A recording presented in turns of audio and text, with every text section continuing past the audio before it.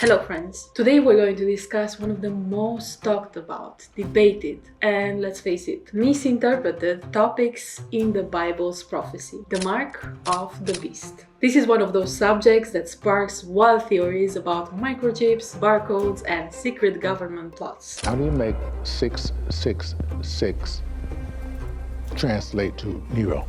When you apply numerical values to the name Kaiser Neron, and you add up those numbers, you come to 666. The cross swords, Bismillah, that's what he saw, the name of the beast. Some people think it looks like the number 666, which they associate with the mark of the beast. The idea is that cash notes, coins will no longer be around and that people will be using digital currency that's going to be in their...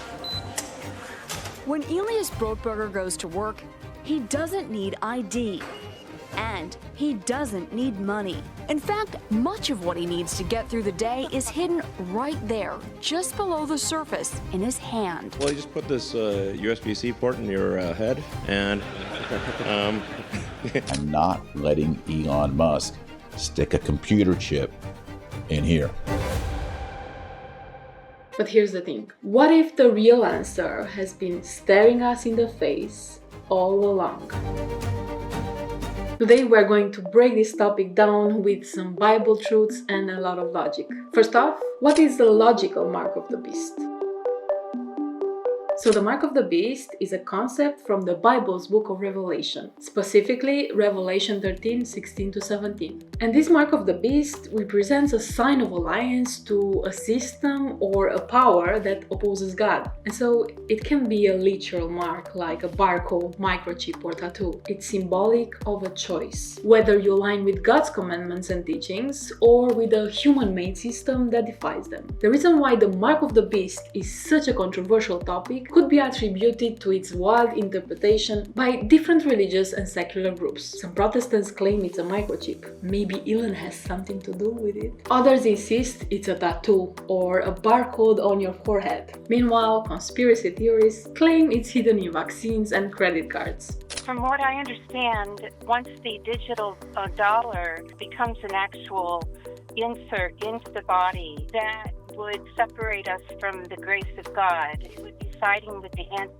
Antichrist. Guys, if the Bible were a maths test, these interpretations would be the equivalent of 2 + 2 = banana. Why?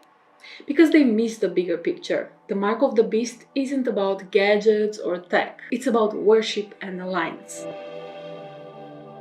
Now let's look at what the Bible actually says. Revelation 13, 16 to 17 tells us, and he calls it all, both small and great, rich and poor, free and bond, to receive a mark in their right hand or in their foreheads, and that no man might buy or sell, save he that had the mark. Sounds intense, right? But before we jump to the conclusion that God is subtly obsessed with forehead art, let's use some logic. Obviously, the forehead and the hand are symbolic. The forehead represents your mind, your beliefs, decisions, and alliance. The hand represents your actions, how you live out your choices. Now, here's where some Christian groups lose the plot. They treat Revelation like a riddle and ignore the golden rule for interpreting prophecy. Let the Bible explain itself. The mark of the beast isn't a literal mark, but a sign of loyalty to a power that opposes God. Revelation 14:12 gives us the contrast. Here is the patience of the saints. Here are they that keep the commandments of God and the faith of Jesus. The saints are loyal to God by keeping His 10 commandments. The mark of the beast then involves rejecting God's commandments in favor of human traditions. Enter stage left, the Sabbath. Seventh-day Adventists teach that the beast represents the papal system, which has claimed the authority to change God's law. Specifically, they changed the Sabbath from the 7th day, which is Saturday, to the first day of the week, which is Sunday. Don't believe me? Check out some of my earlier videos where I explain these topics in more depth. I'll leave them in the description for you. So, what's really the problem? The Bible is crystal clear about the Sabbath. Exodus 28:11 says, "Remember the Sabbath day to keep it holy, but the 7th day is the Sabbath of the Lord thy God." Yet, most Protestant churches follows Sunday worship, a tradition handed down from the very institution they claim they have broken away from during the Reformation. It's like moving out of your parents' house and calling them every night, asking them what's for dinner. Now, here's where logic comes in. Protestants claim to follow sola scriptura, which means the Bible alone, yet most of them observe Sunday without a shred of biblical evidence. So where is the consistency? How do you build your faith on the Bible alone and then ignore one of the 10 commandments? It's like claiming you're a vegetarian while leaving for steak night every week. The mark of the beast isn't just about picking the wrong day to worship, it's about alliance. Revelation 13:15 says the beast will enforce false worship and those who refuse will face persecution. So if Sunday observance is enforced by law, a very real possibility as religious and political powers unite, it will become a test of loyalty. Certainly there's a move to keep religion out of politics and to rigidly enforce the so-called separation of church and state. The founders of this country would have certainly supported our efforts here today.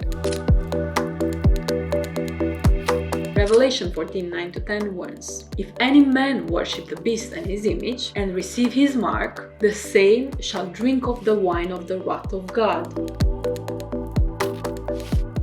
We might be very close to... So I don't know if you ask yourself yet, but who's likely to take charge when it happens? Let's just look at who holds the powers right now during a crisis. And no, it's not Trump. If the mark of the beast will be enforced, there needs to be a clear path to it. And here's what just happened in September. Not many people think about that. And passed a motion giving the authority over the US during disasters, pandemics, or national emergencies. Like we just saw during... This means the government would hand over full control in such situations. And who leads none other than Rome. The current secretary is a Roman Catholic. This plan is part of what's called Pact for the Future. You can read it for yourself. I left the link in the description. This is serious business, my friends. So let's go back to our story. If the mark of the beast was a microchip or something similar with that, would that mean God's ultimate test of loyalty is whether you own a smartphone? Would God's eternal judgment hinge on a vaccine passport? I think the Bible is about faith, obedience, and love, not getting QR codes. These theories make God's plan look like a bad sci-fi flick instead of the deep spiritual battle between truth and deception that it really is. So how do we avoid the mark of the beast? It's very, very simple, my friends. We need to worship the Creator by keeping His commandments, including the Sabbath. Revelation 14:7 calls us to worship Him that made heaven and earth and the sea and the fountains of waters. Moreover, the Sabbath is God's sign of authority as Creator. By honoring it, we show our alliance to Him. And here's the good news. No one has the mark of the beast yet, but it will become an issue when Sunday observance is enforced by law, and everyone must choose between following God's commandments or human traditions. You might be thinking I'm crazy right now, but just remember these videos when this will happen, because the Bible is clear about these things, so they will happen. We're in the end times battle, but we don't believe it's the end of the world. If you read the saints carefully, they say it's not the end of the world, it's the end of this era. Something new is coming. The greatest triumph of the church in all of world history is coming, when the whole world will become Catholic, the entire world. Right now, God is calling His people to come out of Babylon and follow His truth. And now to all my Christian friends, this isn't about pointing fingers. Many Sunday-keeping Christians are sincerely following God to the best of their knowledge. But now is the time to dig deeper, study the Bible and align with God's Word, not man-made traditions. In closing, Revelation 1-7 reminds us of the glorious hope ahead. Behold, he cometh with clouds, and every eye shall see him. Jesus is coming soon, my friends, and he's not checking for microchips or tattoos. He's looking for hearts that are loyal to him. Will you stand with God? And that's it for today, my friends. If this message has given you a clearer perspective, please subscribe to the channel, like the video, and share it with everyone you know. Let's speak the truth, break down the deceptions, and prepare for Jesus' return. God bless you.